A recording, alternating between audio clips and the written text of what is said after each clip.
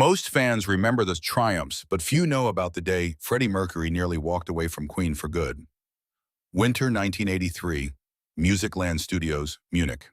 Brian May and Roger Taylor stood in falling snow outside a building they'd flown halfway across Europe to find, staring up at windows where bass-heavy music pulsed into the German night, and neither man wanted to admit they were terrified of what or who they'd find inside. The call had come 3 days earlier from their manager Jim Beach, his voice carrying that careful neutrality people use when delivering catastrophic news. Freddie's signed with CBS Records. Solo deal, substantial money. He's telling people Queen might be finished. Brian had hung up the phone and immediately booked flights to Munich because 15 years of building the world's biggest rock band doesn't end with a phone call from Germany. It ends face to face, and if Freddie Mercury was going to destroy Queen, he'd have to say it while looking at the people who'd built it with him. Roger had met Brian at Heathrow with a single carry-on bag and eyes that hadn't slept. And during the entire flight, neither man spoke about what they'd do if Freddie actually meant it, if the past 18 months of watching their lead singer disappear into Munich's underground scene wasn't a phase but a choice, if the brother they'd shared stages and studios with since 1970 had decided that being Freddie Mercury of Queen was a prison he needed to escape. Now they stood in snow outside Musicland Studios, where Queen had recorded some of their biggest hits, where they'd created magic together, and the music bleeding through the walls wasn't Queen sound at all. It was electronic, synthetic, disco-influenced dance music that represented everything Brian had been fighting against for the past 2 years. Roger pressed the buzzer, and they waited in silence until a voice crackled through the intercom. Not Freddie's, but someone with a thick German accent asking Ja. And Roger said simply, "We're here for Freddie Mercury," and after a long pause, the door buzzed open. The stairwell smelled like cigarettes and spilled beer, and something else, sweat and leather, and the particular musk of clubs where people went to stop being whoever daylight required them to be. And with each step, Brian felt his stomach tighten, because this wasn't a recording studio. This was something else entirely. This was the physical manifestation of Freddie choosing a world that didn't include them. At the top of the stairs, a door stood open, and music poured out along with laughter and voices speaking German. And when Brian and Roger stepped through, they found themselves in a scene that stopped them cold. The studio had been transformed into something between a recording space and a private club. Equipment pushed to the walls to create a dance floor where a dozen people moved to music pumping from massive speakers, and everyone was dressed in leather and latex in styles that London's rock scene would have mocked mercilessly.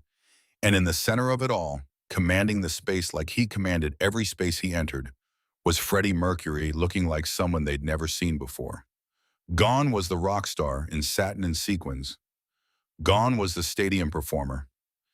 And in his place stood a man in black leather pants and a tank top that showed arms thinner than Brian remembered, dancing with a cigarette in one hand and a drink in the other. Surrounded by people who clearly worshipped him but knew nothing about Queen or Bohemian Rhapsody or Wembley Stadium. People who loved him for being Freddie, not for being Mercury. The music was so loud that at first nobody noticed Brian and Roger standing in the doorway looking like refugees from a different decade in their conservative jackets and jeans. But then someone pointed and whispered, and the crowd parted, and Freddie stopped dancing and turned to face them, and for 3 seconds, nobody moved.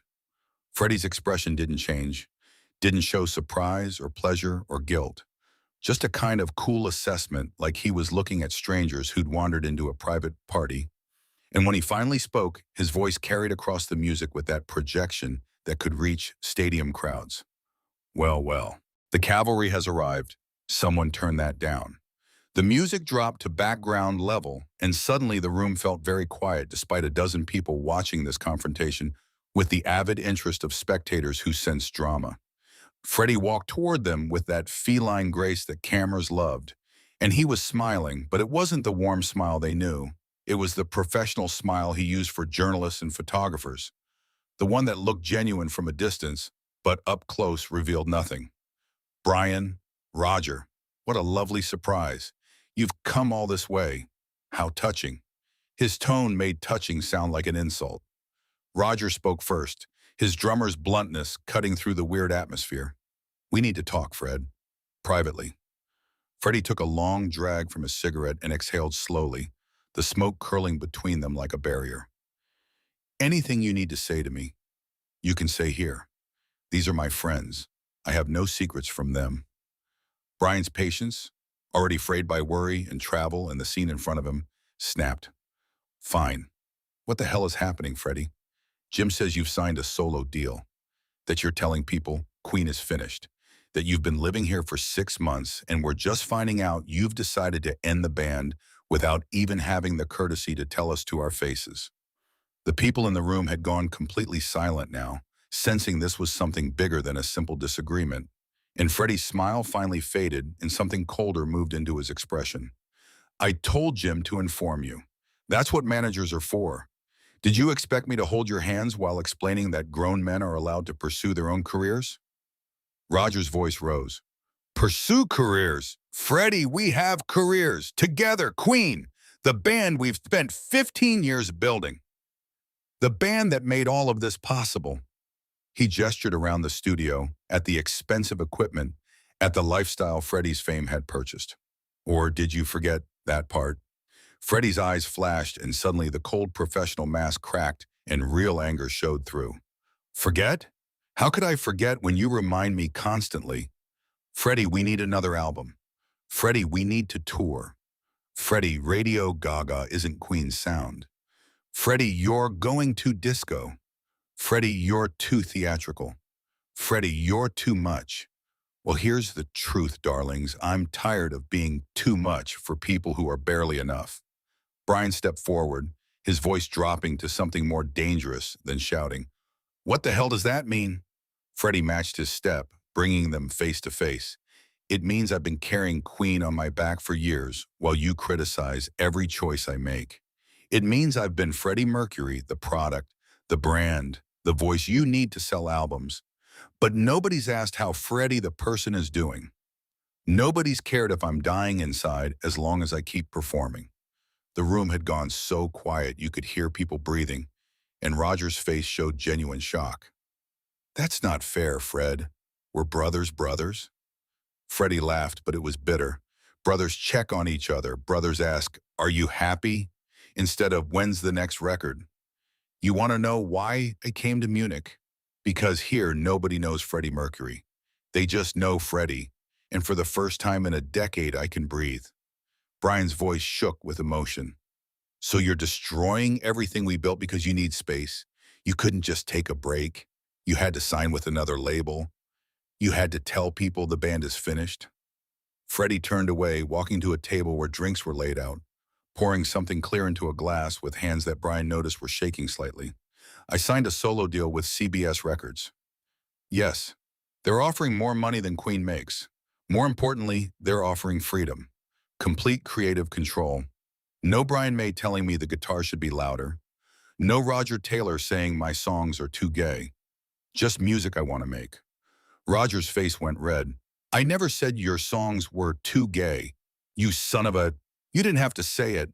Freddie whirled around, drink sloshing in his hand. I saw it in your faces every time I wanted to push boundaries. Every time I wanted to be more theatrical, more flamboyant, more myself. You wanted Queen to be rock. I wanted Queen to be everything, but you won't let it evolve, so I'm evolving without you. The words hung in the air like smoke, impossible to take back, and Brian felt something break inside his chest because this wasn't just about music anymore. This was about family fracturing, about 15 years of brotherhood shattering over differences they'd always known existed, but had managed to navigate until now. Maybe Queen should end, Freddie said quietly, and the room seemed to hold its breath. Maybe we've run our course. You can go back to being a rock band with someone who fits your vision better. I'll make the music I want. We'll all be happier. Roger picked up a chair, and for a terrifying moment, Brian thought he was going to throw it at Freddie. But instead, he slammed it down so hard the crack echoed off the studio walls. 15 years, 15 goddamn years we built this together. Through everything, the early days playing for nothing, the struggles, the triumphs, we were brothers. And you're going to end it in a Munich disco because you want to make dance music? Freddie's voice went ice cold. You want to talk about 15 years? Fine.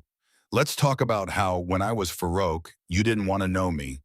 But when I became Freddie Mercury, when I created this persona that sold albums, suddenly I was acceptable. You didn't love me, you loved what I could do for you. Well, I'm done being your performing seal. I want to be a person again. Not Farrokh, not Freddie Mercury, just someone. Maybe nobody. And if that means Queen ends, then it ends. The silence that followed was broken by someone's phone ringing in the background. The mundane sound jarring against the emotional devastation happening in that room. And Brian felt tears he hadn't cried since his father's funeral starting to form because he was watching his brother, his friend, his creative partner disintegrate in front of him, and he didn't know how to stop it. One of Freddie's new friends, sensing the depth of pain in the room, quietly started ushering people out, and within minutes, the studio had emptied except for Brian, Roger, and Freddie, standing like 3 points of a broken triangle in the space where they'd created magic together. Brian's voice, when he finally spoke, was barely a whisper. Did we really make you that unhappy? Freddie's mask finally, completely crumbled, and his face showed exhaustion that went bone deep. You didn't make me unhappy. You made me successful. But I'm 36 years old, and I don't know who I am when I'm not on stage. I don't know what I want when I'm not giving you what you want. And I'm terrified that if I don't figure it out soon, there won't be anything left of me to figure out. Roger's anger had burned out, leaving only confusion and hurt. So what do you want from us, Fred? What would make this okay? Before Freddie could answer, the studio door opened, and John Deacon walked in looking like he'd traveled even farther than Brian and Roger, which in a sense he had because John hated confrontation, hated drama, usually stayed as far from band conflicts as possible. His quiet voice cut through the tension. I got on a plane as soon as Jim called, figured you three would need someone to keep you from killing each other. Roger turned on him. Did you know about this? About Freddie's solo deal? John shook his head, but his eyes were on Freddie with an expression that was hard to read. No, but I'm not surprised.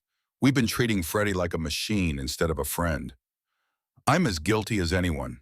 Maybe more because I said nothing when I should have spoken up. He walked to the center of the triangle, forcing them to look at him instead of at each other.